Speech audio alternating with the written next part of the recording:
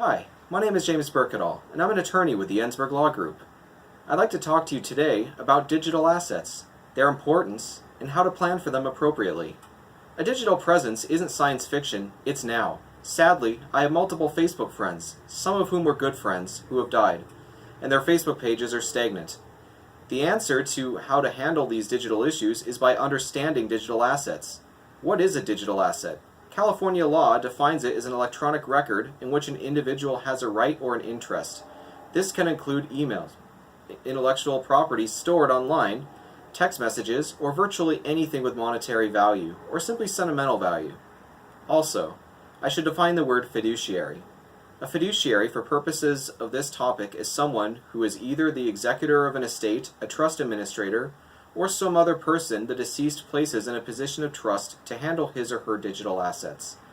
It is inevitable that the vast majority of the population will have social media, email accounts, online banking accounts, brokerage accounts, etc., which all indicate an overall digital presence. Many of you may be thinking that, gee, why not just include my passwords in my will or trust for my administrator or executor to use to retrieve, delete, or otherwise manage my digital assets? Multiple reasons. 1. A will is a public document once it goes to probate court, and a trust is still, at minimum, viewable by all beneficiaries and, if challenged legally, again by a court of law. Therefore, you would want to incorporate by reference a separate password list that is kept in a secure location and updated regularly.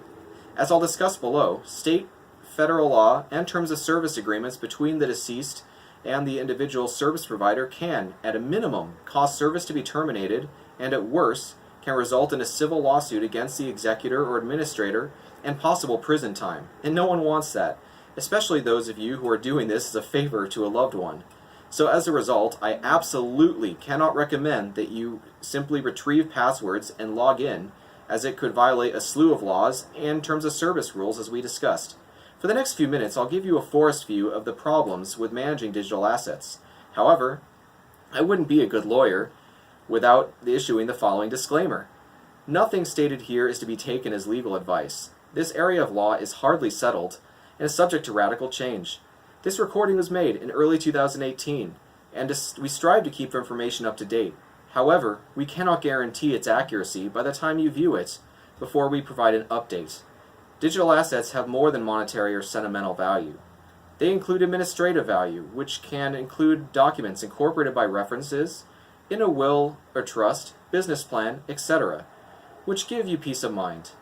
You want these assets secured with good passwords so that no one else can commit identity theft using your loved one's ID. Now let's go into the laws.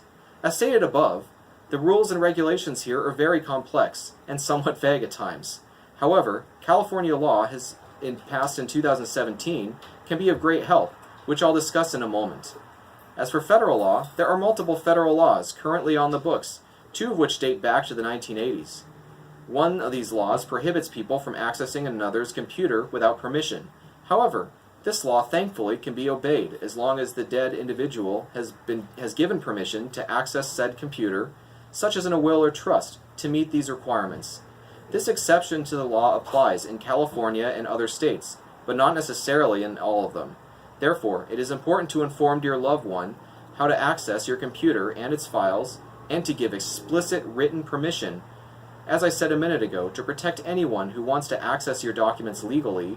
However, the bulk these days of one's documents may not be on a computer at all. They are online in the cloud. Another federal law prohibits people from accessing another's texts, emails, etc. that are stored online on a remote server. However, fiduciaries, executors, and administrators may request these contents if the deceased individual provided explicit written consent.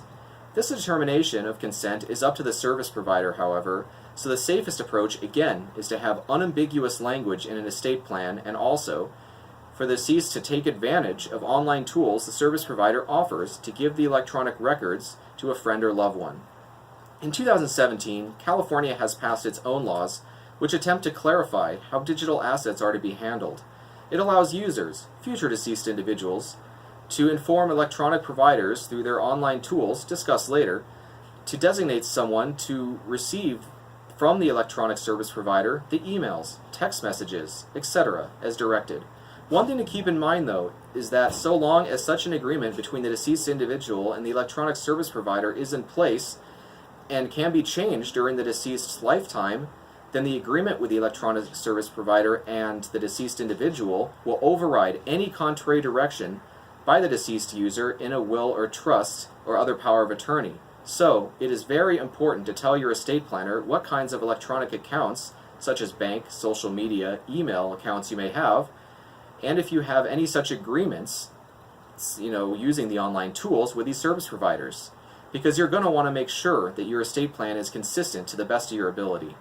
Next, if users have not used any online tools described above, provided to the deceased from the service provider, then the decedent can both prohibit electronic disclosure of the digital assets in a will, trust, power of attorney, or other record.